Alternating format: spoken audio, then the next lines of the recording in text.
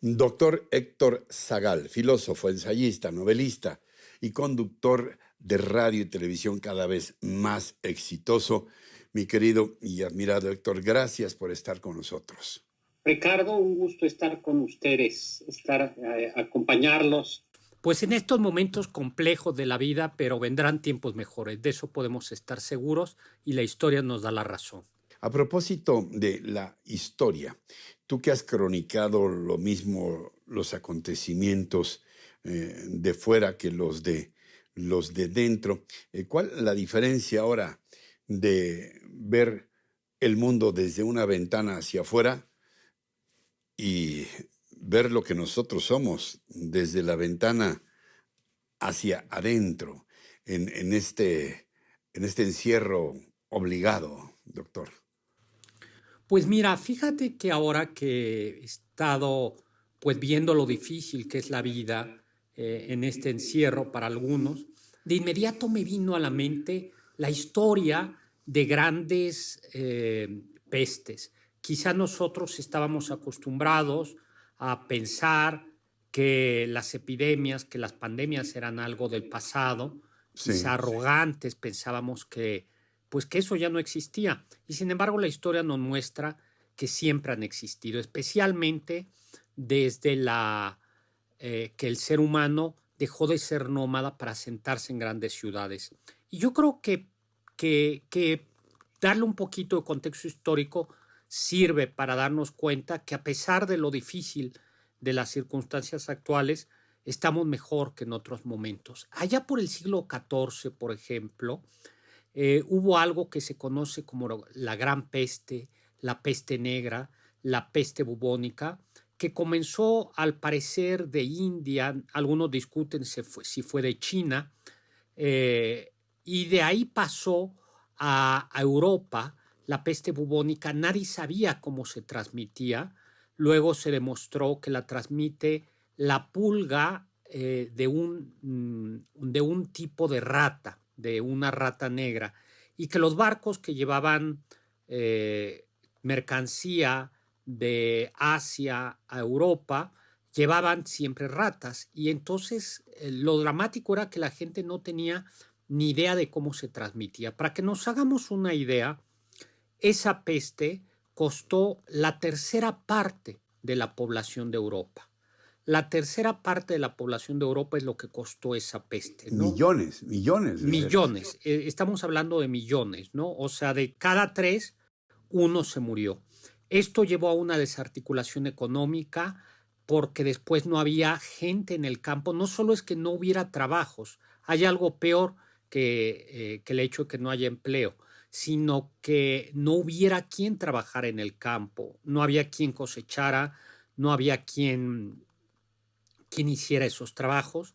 La medicina era absolutamente impotente porque ni siquiera tenían idea de cómo se transmitía. Algunos pensaban que se transmitía en el aire.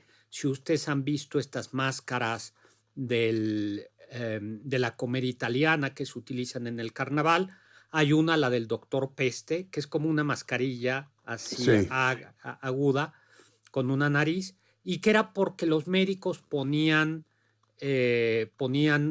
pues incienso, clavos, sustancias que según ellos Sí. podían contener. Diariamente pasaban carros a recoger los muertos, las cuarentenas eran muy estrictas y a veces inhumanas porque se mataba a veces prácticamente de hambre a las personas. O sea, si había peste en un lugar, los encerraban. La gente comenzó a ser muy religiosa, Sí. y hubo una desarticulación. Unas pestes de las que se habla poco, pero que fueron muy graves, fueron las del siglo XVI en México. En realidad, quien ganó Tenochtitlan no fue Hernán Cortés, sino fue una mezcla de sus aliados tlaxcaltecas con las epidemias. Un esclavo negro venía con viruela. Y si bien es cierto que la viruela en Europa seguía siendo una enfermedad muy seria, como también el sarampión, como habían vivido con ella, gran parte de la población tenía ya un sistema inmune, tenía anticuerpos. Pero en México, en América, no existía la viruela y no existía el sarampión, y cuando en 1520 eh, se está sitiando México Tenochtitlan, resulta que hay una epidemia de viruela que se calcula que mató a la tercera parte de Tenochtitlan. Y a partir de entonces, durante todo el siglo XVI, va a haber epidemias muy graves de sarampión, de viruela y de tifo, que algunos piensan que mató a la tercera parte de la población, no solo en México, sino de la población de toda América, ¿no? En 1800, yo no sé si esto les esté dando unos ánimos terribles. Otra epidemia muy grave, que esta sí fue en el siglo XX, es la llamada influenza española. Esta mi abuela alcanzó a contarme historias de ella. No porque ella la haya vivido, pero su madre y sus tías sí le contaban de la influenza española, que estuvo en México en el mundo entre 1917 a 1919. Se habla de influencia española porque en ese momento está la Primera Guerra Mundial, terrible. Pero, y los primeros brotes fueron en lugares donde había campamentos norteamericanos de soldados estadounidenses, en Francia, y también en lugares donde hacía escala las tropas norteamericanas. Pero como había una censura de guerra, es decir, como en ese momento no se quería decir qué tan grave era la enfermedad, Francia, Rusia, los países en guerra censuraron la información, y como España era neutral, España sí daba los datos, sí revelaba los datos de la influenza española. Sí. En México se conservó, por cierto, esta costumbre que todavía nuestras abuelas tenían. Yo no sé si a ti te tocó alguna vez, la de que digan, en lugar de decir salud, Jesús, o Jesús te ayude. Jesús te ayude, sí. Y era justo porque cuando comenzó la influenza, el primer síntoma, por así decirlo, era un estornudo, y la gente sabía que aquello podía ser algo muy grave, y te decían, Jesús te ayude, ¿no? Ya. Muy bien. Y ahora yo quisiera también, tú que eres tan estudioso de los fenómenos históricos, pero también de la creatividad del ser humano, que nos hablases un poco de cómo el confinamiento puede en un momento dado generar una introspección creativa. Es decir, cuando estamos en la calle estamos llenos de influencias auditivas, visuales, de todo tipo. Lo mismo si vamos en el automóvil o si vamos caminando por alguna avenida, todo lo estamos viendo y de alguna manera nos están llegando estos mensajes múltiples. Pero en el encierro pareciera que estamos obligados a una introspección creativa. Entiendo que algunos de los confinamientos a que fueron obligados ciertos grandes personajes fueron efectivamente muy creativos, muy creativos. Entiendo, por ejemplo, que William Shakespeare escribió El Rey Lear y Macbeth durante una cuarentena. Dicen que Isaac Newton desarrolló su teoría de la gravedad en condiciones similares. Bueno, es muy famoso que Boccaccio convocó la confección de sus famosos cuentos también en una cuarentena obligada, creo que en Florencia, no sé dónde. Y Edward Munch, el autor del Grito, también dicen que se dio una oportunidad para la creación.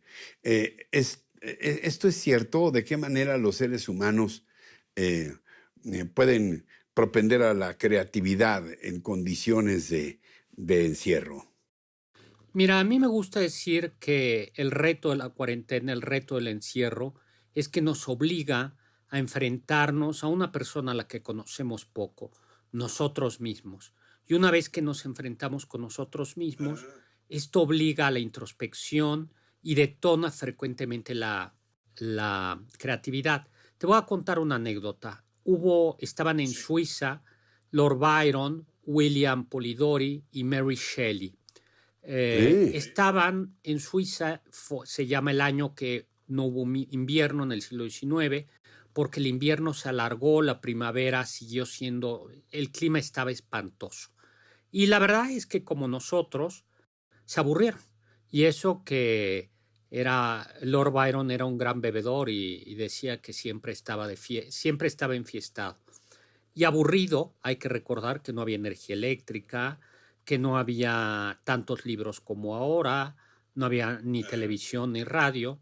Dijeron, bueno, vamos a hacer algo, vamos a hacer un concurso de a ver a quién se le ocurre la historia terrorífica más impresionante.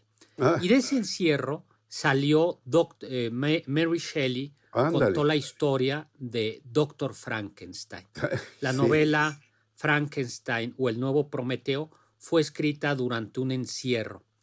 En ese mismo encierro, también William Polidori escribió la primera novela de vampiros, que se llama así precisamente El vampiro, mucho antes que Drácula, y que fue escrita en un encierro. Como ves, fíjate, hermanados el vampiro y Frankenstein, bueno, que Frankenstein era el creador, no el monstruo. Pues. Exactamente. La historia de Dr. Frankenstein, que fabrica este monstruo, esta cosa que no tiene nombre, y el vampiro, que ya tiene todas las características, el muerto viviente, que luego tendrá con Bram Stoker y con los demás, nacieron de un encierro.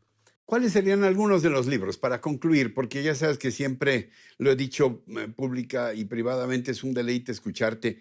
Pero ¿cuáles dirías que son algunos de los libros que podríamos leer o releer en estos tiempos, mi querido Héctor? Pues mira, yo creo que un libro escrito muy bonito desde el encierro de un harem es Las Mil y Una Noches. Ándale. Sherizada, que está encerrada en un harem, salvando la vida a base de contar historias, cuenta en Las Mil y Una Noches justo 1001 cuentos. Y creo que estos cuentos son muy bonitos.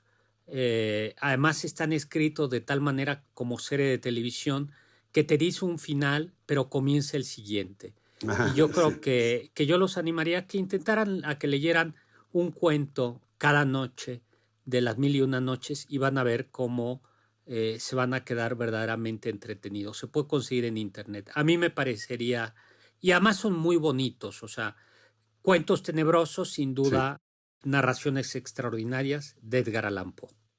Como siempre, de verdad, te insisto, delicioso escucharte, mi querido Héctor Zagal.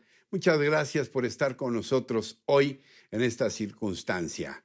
Ricardo, un abrazo. Gracias, hasta pronto. Y gracias también a ustedes por su atención, por su compañía y lo que más apreciamos, su confianza en este espacio. Hasta la próxima, hasta entonces, hasta siempre.